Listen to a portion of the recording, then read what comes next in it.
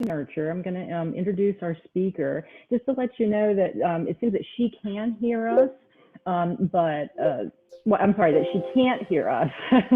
I realized earlier I was like talking to her and she like couldn't hear us. So, but we're in communication.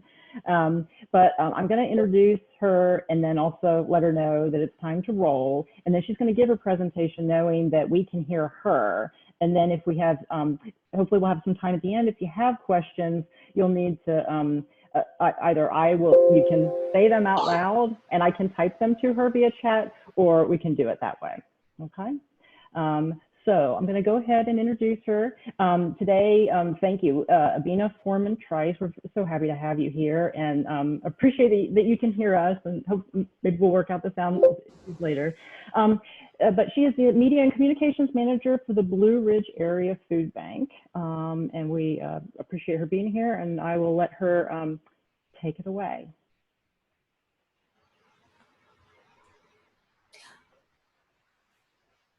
Ellie, I sent a chat. I'm still not able to hear, but I'm able to share if anyone would like to.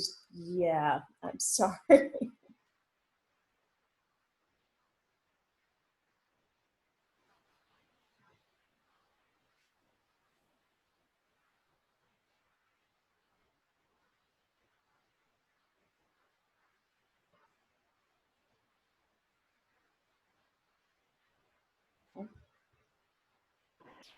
Well, thank you so much. And I'm sorry, the audio can't be two-way. This can be so unpredictable in this new strange time of all Zoom all the time. But it's okay. We can still persevere here. So this is Hunger Action Month. So it's a very appropriate time for us to be able to connect even virtually, and for us to be able to share with you the picture of who we're serving and what we're facing on the ground. So I'm very grateful for the opportunity. And I thank you for joining this call and just allowing me to be here to share. Many of you may already know some about the food bank and how we work. And as you might imagine, the experience these past 6, maybe going on 7 months now, you lose count, have just really been extraordinary. And we've closed out our fiscal year, and we've got a lot of new numbers and new information. So I'll just go on ahead and start with that. So this past fiscal year, we served an average of 115,390 individuals on average every month. And what's so surprising about this number was it's a pretty big rise over last year. We served an average of 103,500 individuals throughout our entire service area.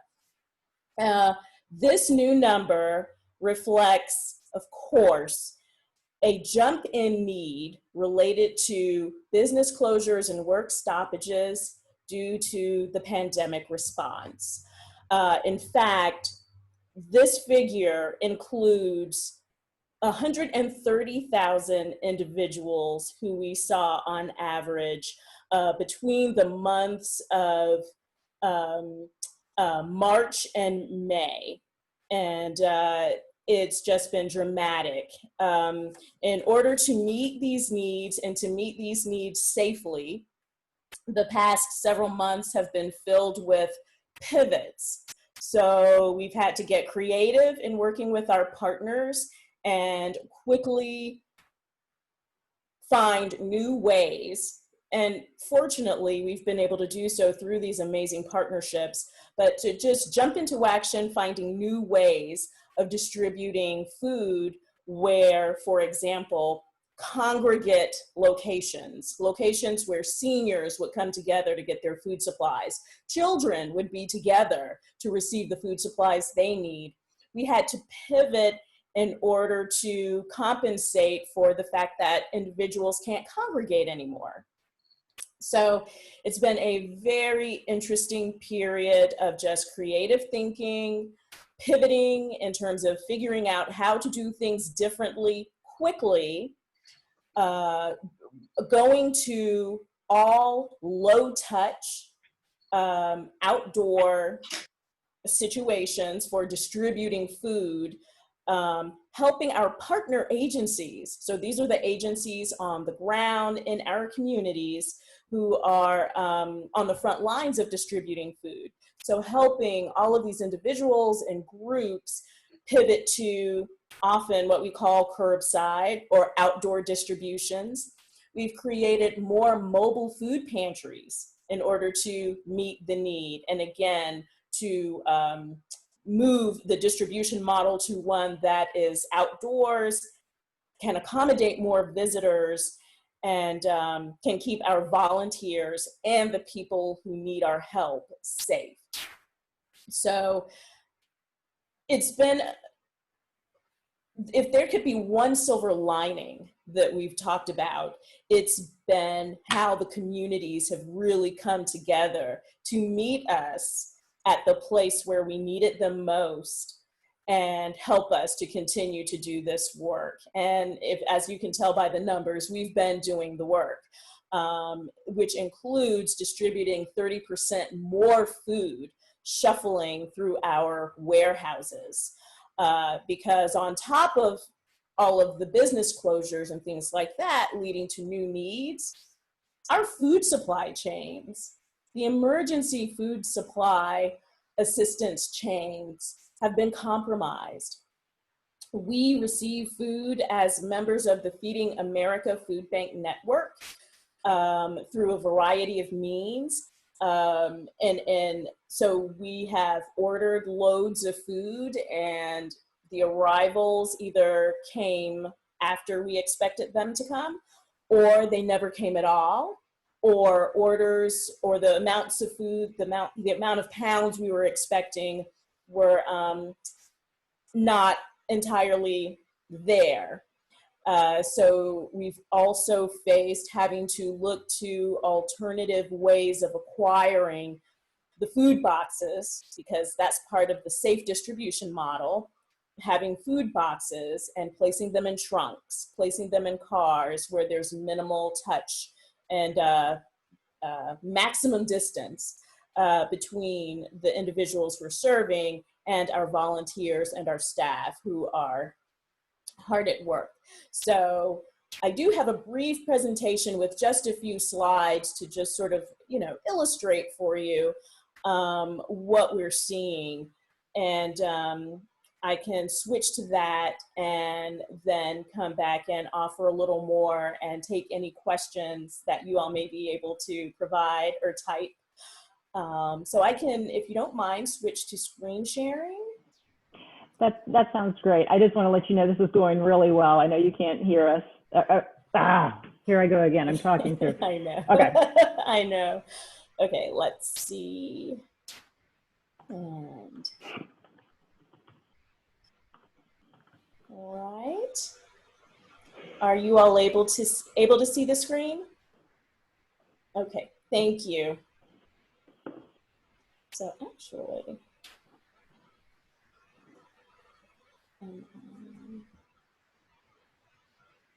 wasn't quite at the beginning.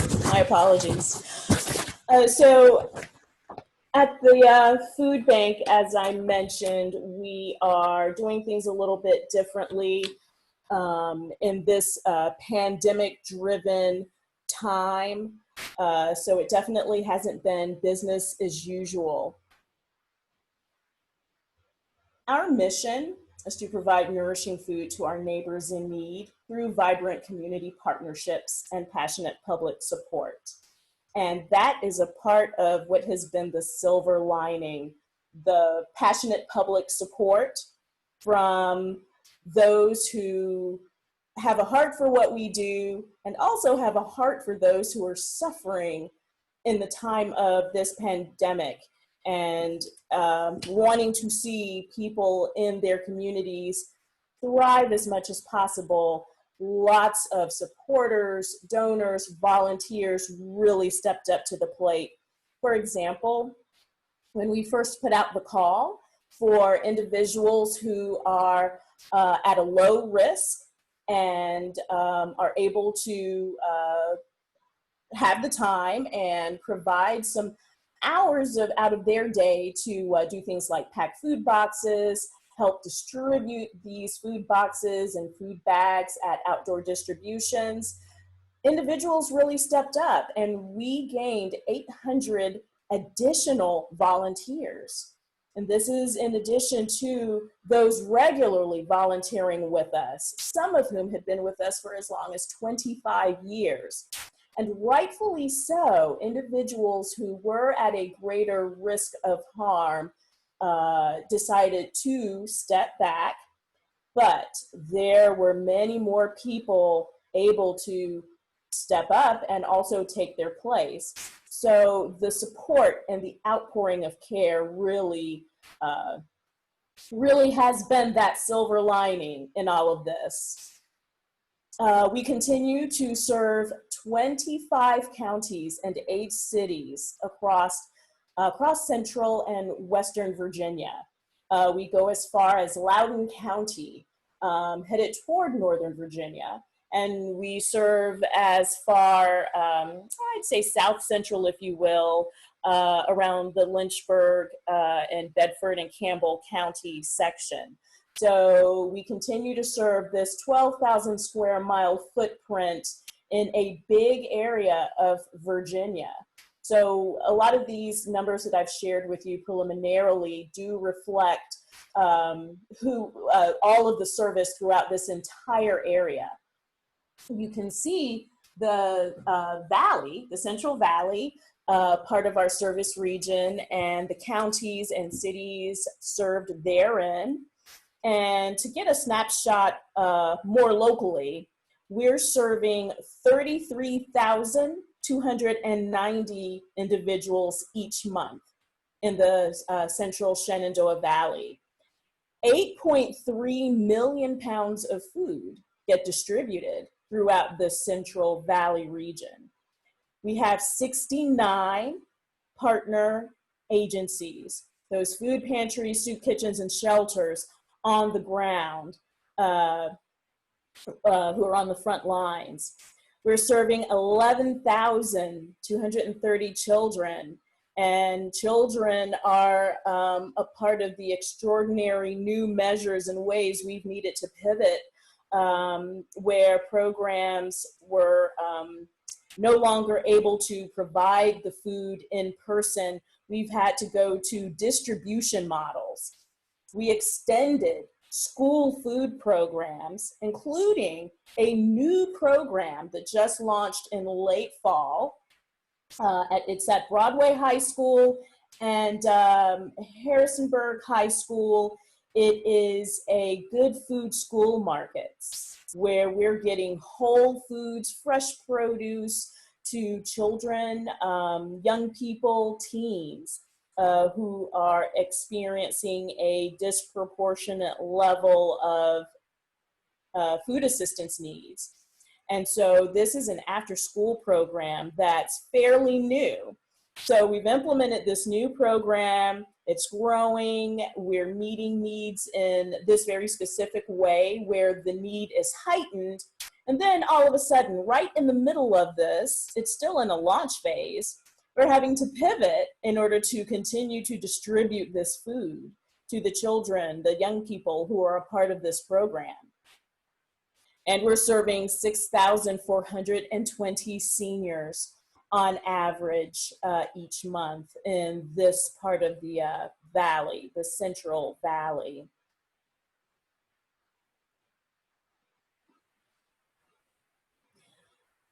So I mentioned hunger, I mentioned Feeding America. Feeding America is the nation's third largest charitable organization and the largest organization devoted to food insecurity, solving food insecurity in the United States.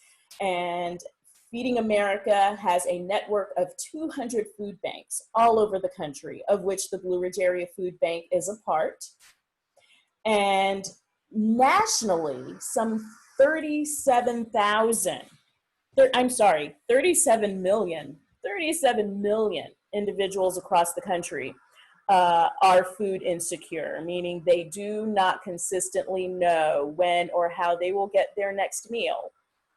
And all of these individuals are primarily served through the 60,000 partner pantries in the grounds in counties and cities across the United States.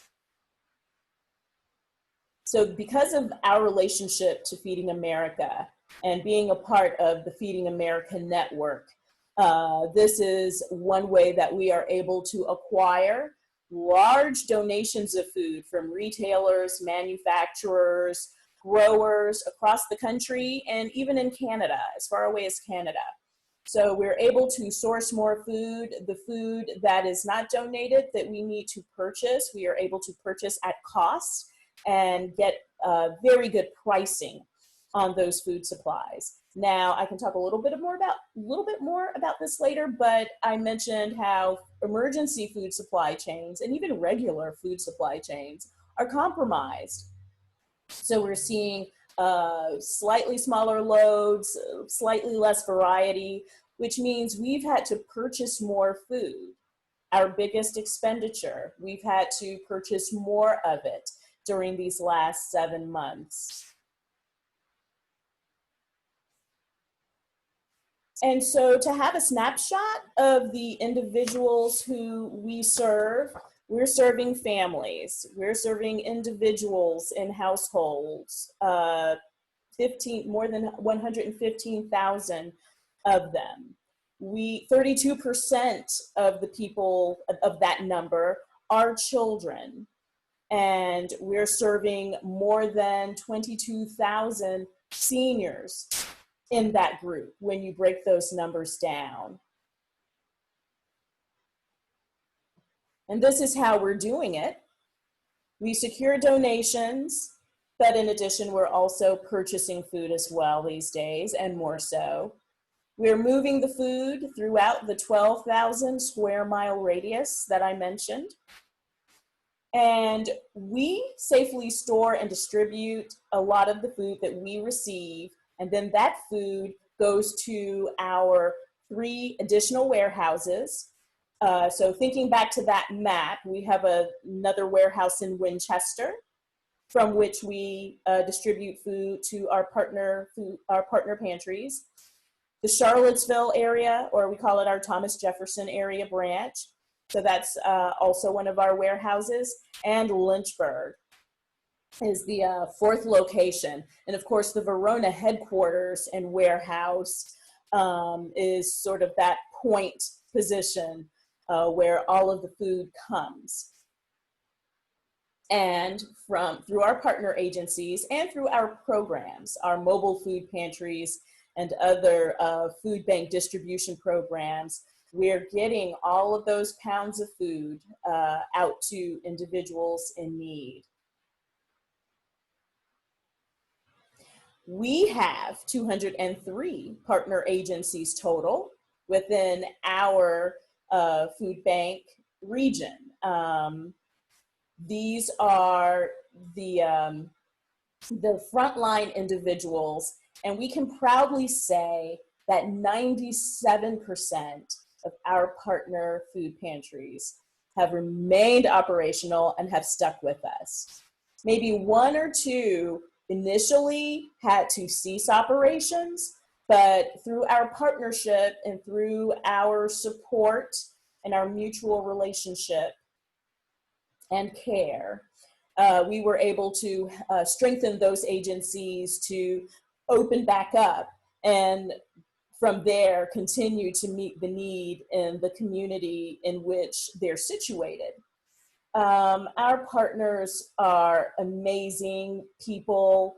They are mostly volunteer in terms of their staffing, and we can't do what we do without them, without those partnerships. Later, you'll get a little snapshot from one of the individuals who's being served during this time period in particular. And we met her and her husband, her children, when they came to this particular distribution they and their children were sort of getting a little respite, a brief respite from each other, because of course they were released from school very early. A lot of students have not had much of a summer just because of the circumstances we're in. So this family was having a particularly hard time due to layoffs or furloughs. And the Blessed Sacrament was there for them when they needed them. So our child and senior nutrition programs have changed, and they change in response to the need and what the need looks like, where the needs are, and the objectives that we are trying to meet to increase the volume of whole, fresh, healthy produce, vegetables, proteins to the individuals we need. We remain aware and determined to not just fill bellies. It's not just about calories in and calories out, but it's also about helping individuals not just get food, but to get good food, food that nourishes. We know that children and seniors in particular, but people who are food insecure on average, generally speaking, suffer from more chronic food-related illnesses versus their counterparts who are food secure. So this is a primary goal, and this is a way that the food bank can do what it does best, acquire the food to get to the people who need it, but also do it optimally, because food insecurity is simply a symptom of a greater financial insecurity. And as individuals and families, parents, grandparents try to manage their households, if they can not have to worry about where their next meal will come from, and if they can also have some peace of mind that this is nutrient-dense food that can help meet health-related needs, then that's what we're going to do. That's what we're going to provide. So this is our commitment to do it through these programs and through the food distribution with our partner agencies. So community food distribution includes the partner food pantries, our mobile food pantries. Many of you may remember that the most recent mobile food pantry we opened before COVID was in Timberville. So that was an area identified where the access was a little bit more challenging for people who struggled with food insecurity in that section, because there were not as many bricks and mortar pantries that were easily reachable. So that's when the mobile food program, with its refrigerated truck and its volunteers, go to where the people need our help. And these tend to be the more rural and the more remote sections of our counties where we serve. We also have, since COVID, the emergency food. Well, the emergency food box is when and where anyone who becomes acutely in need can come in an emergency and get a food box, the size of which depends upon the number in their household. And from there, they're connected with the programs, the mobile food pantry schedules, or the partner agencies nearest them, where they can go if they have trouble again. And we've since added the COVID emergency food box through an arrangement facilitated through sponsors who have been mobilized by the Virginia Federation of Food Banks, based in Richmond. The Virginia Federation of Food Banks works with our elected officials at the state level, at the Capitol, the governor's office, advocating for pertinent funds to help food banks meet the needs, where the needs are most prevalent, whether it's children's programs, or just very specific areas of need that the food bank is trying to address. And we are one of 7 food banks in Virginia. And so the Federation works on behalf of all of us food banks in the Commonwealth.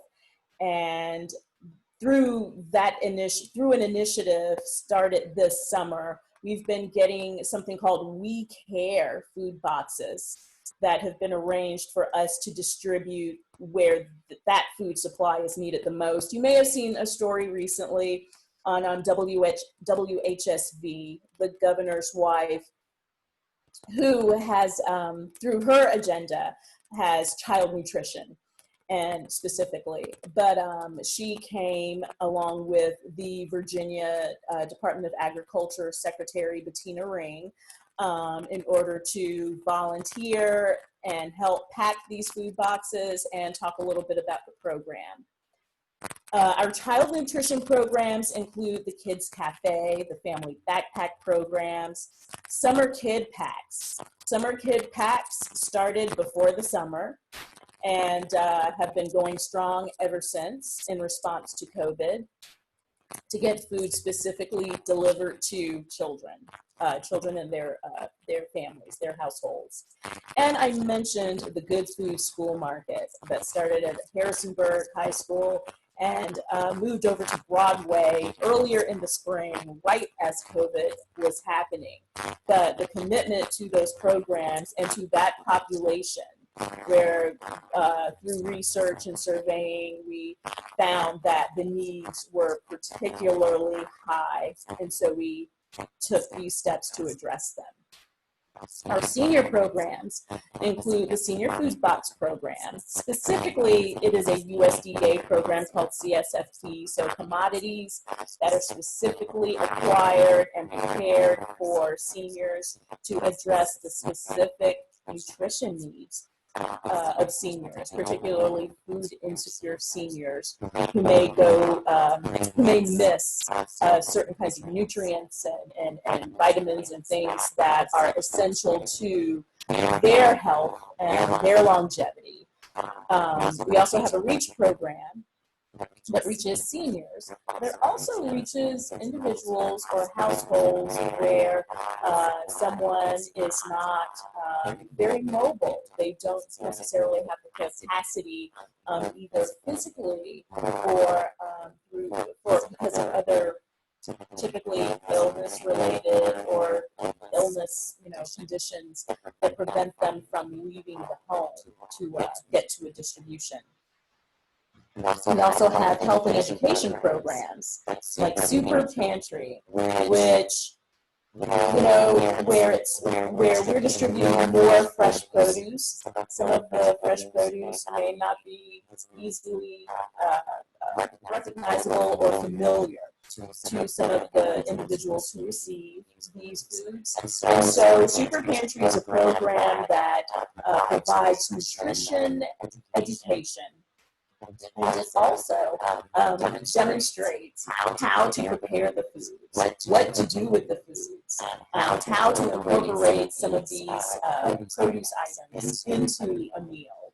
And so it provides an education while providing food supplies. Walk the Line is something that occurs at mobile food pantries, which, if you can imagine, just looks like a sea of cars, and volunteers line up and provide quick nutrition, health, exercise-related, sleep, and other kinds of wellness, hygiene types of information to individuals as they wait in their cars to receive the food that they're there to pick up. Food Pharmacy is a new program that distributes food through partnerships with hospitals, medical centers, health agencies. We have such a program that is piloted and works with Harrisonburg.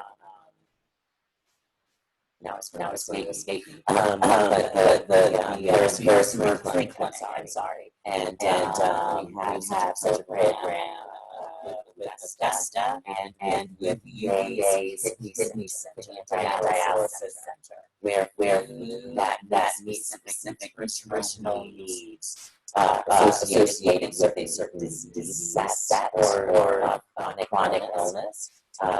It's distributed to those who are in need of assistance through the health agency. And so this is new, but it makes so much sense. Where health organizations recognize the role that assistance plays in helping to maintain and manage disease, if not stave it off. So this is an area that is growing for us in terms of partnering with healthcare organizations in order to maximize the quality of life of the individuals who need assistance.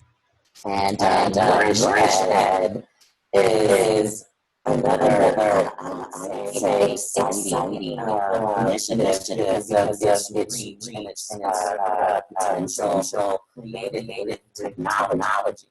So I mentioned the mission that bank is admitted to. One way that we've been able to ascertain what is in our inventory and what's coming, what will soon be available, and to make decisions as to whether or not we want that load of food, or we don't want that load of food. We have our inventory indexed using USDA nutrition algorithms.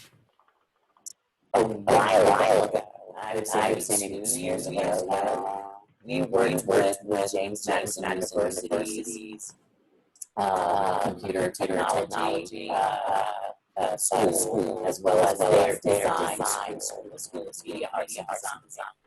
And we chose, it was a competition, and we chose one of the presentations that used that USDA algorithm to create a web application to rate the nutrition density of the food that was going to be available to us. And we could look up an item, we could look up the item that's coming.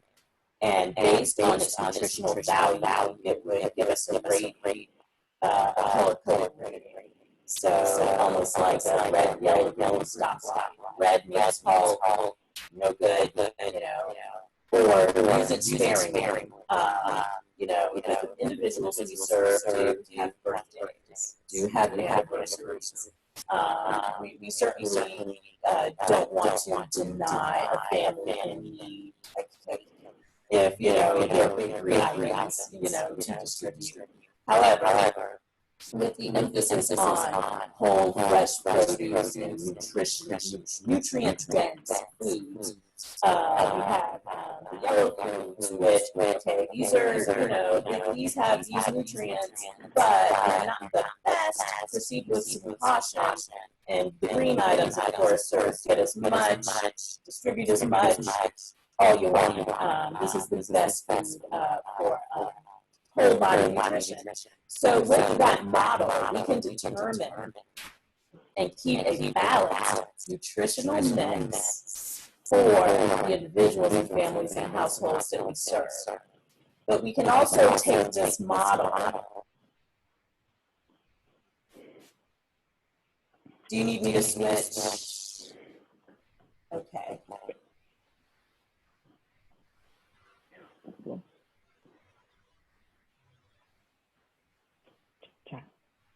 Okay.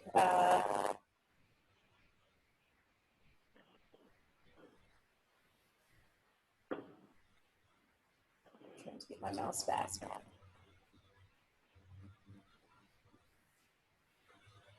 Should I stop the share?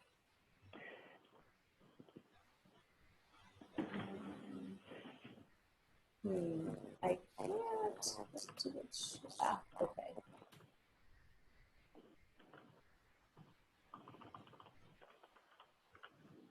Okay.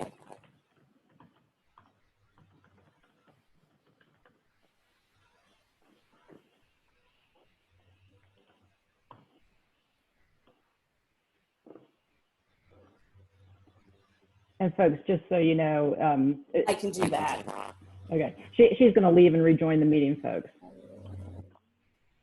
We're gonna see if that takes care of the sound problem. Just with when she was doing the screen sharing, she wasn't easily seeing the messages about what was going on. So now she's in the know. Thanks, Ellie. This is really helpful. It may be a good opportunity to use the chat function on the side also, if there are questions that you all would like to ask her.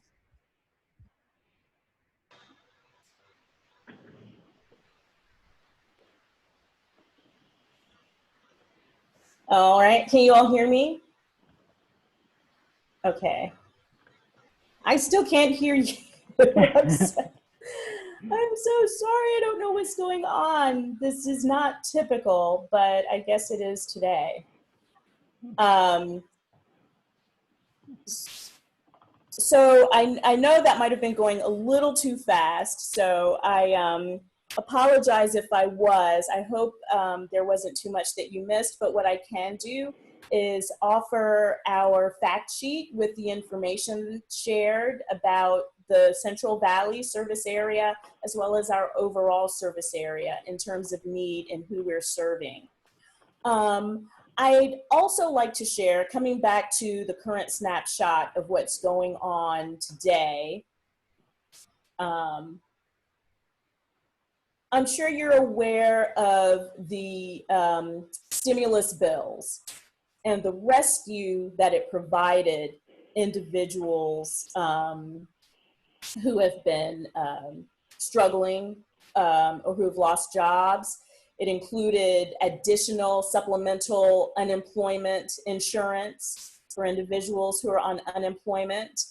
Well, as you might know, that all ran out. It ended the last week of July, and Congress just got back from a recess and still haven't reached a decision on what's next. So now the risk, on top of the growth in the individuals that we're serving, 20% of whom were coming to our doors with needs for the very first time. So in addition to the growth in the need that we're seeing, we know that those funds were keeping people out of poverty, keeping people from falling into poverty or deeper into poverty. And that's why we know that our lines could have been longer, but they weren't. Not like the dramatically long lines that you may have seen or heard about that other food banks were experiencing. And relatively speaking, that's one reason why our food bank has fared pretty well in weathering the storm that we've been in.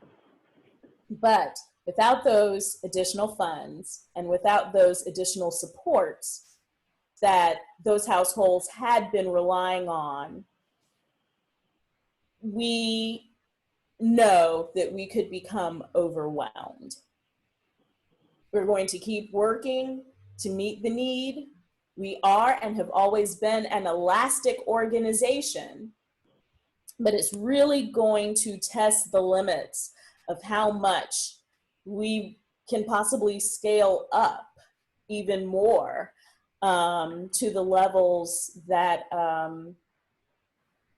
other food banks who are in larger populated, more densely populated cities, for example. So this is one risk I think that we are thinking about and looking at and anticipating what or how we're going to respond if that becomes an eventuality. But that's a real risk. That's a real challenge that we're looking at on the horizon. So in addition to just working to continue to meet the needs in front of us, as well as work to anticipate new needs, this is where we are. This is where we are. As far as unemployment, something else we've been tracking, we have specifically 155,992 unemployment insurance claims that have been filed since mid-March. And the percentage of those claims where filers have gone back to work, we only have so far a state snapshot, and that's a very low percentage of those workers who did manage to go back to work. So within the Central Shenandoah Valley, we have 28,524 unemployment insurance claims that have been filed. So that gives you an idea of the number of individuals or households who are experiencing job loss or work stoppages. And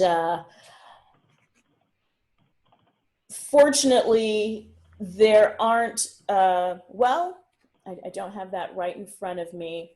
I could provide this information and follow up, but where certain localities rank in the state of Virginia based on highest to lowest unemployment, that is a ranking that we have. And Harrisonburg is a little higher than Midway, but I'm sorry, I don't have that right in front of me. We're such a numbers-based organization in terms of how we tell our story and what it is that we're seeing. And a lot of these numbers are being produced or being shared week over week in terms of the unemployment claims. But that gives you a snapshot of the level of new needs for hunger and food assistance that this period of time has created and continues to create. So that's a lot of information. And I hope you don't feel like I've just been talking at you with lots of numbers and numbers and numbers, but I see some questions that have come through. And one was specifically about Craigsville. Had not changed. That's a good question. Our partner services coordinator who works with all of the Central Valley partner agencies, Robin Swecker, may be able to get more granular in terms of how things are going with specific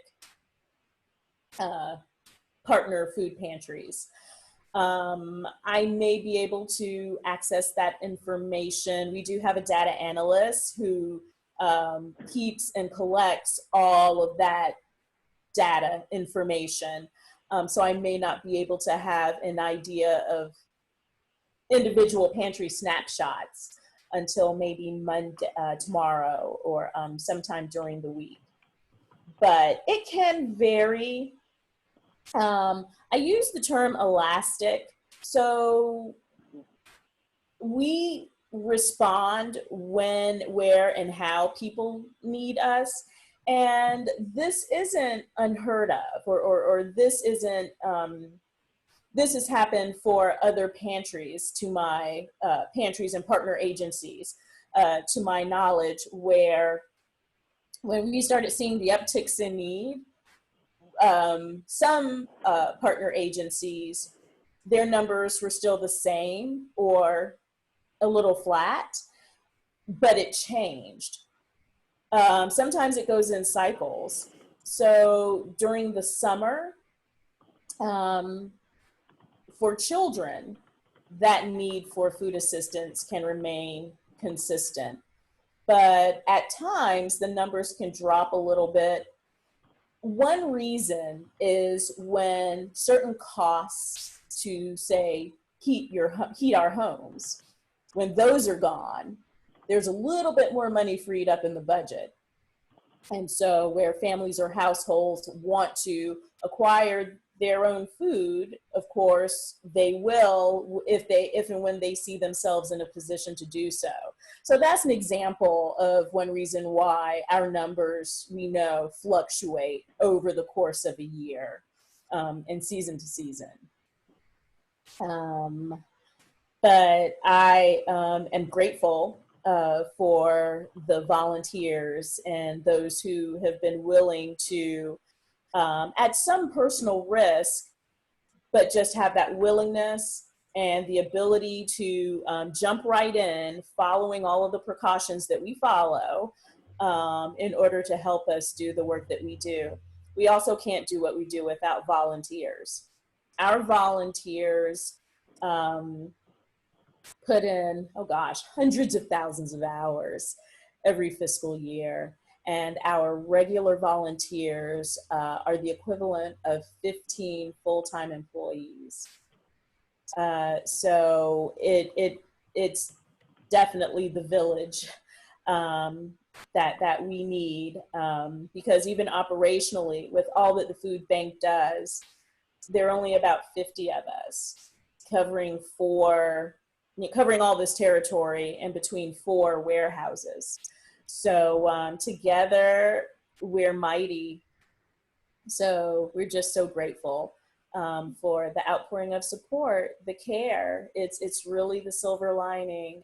It's really the blessing in being in communities that have those who care so much and are willing to jump in.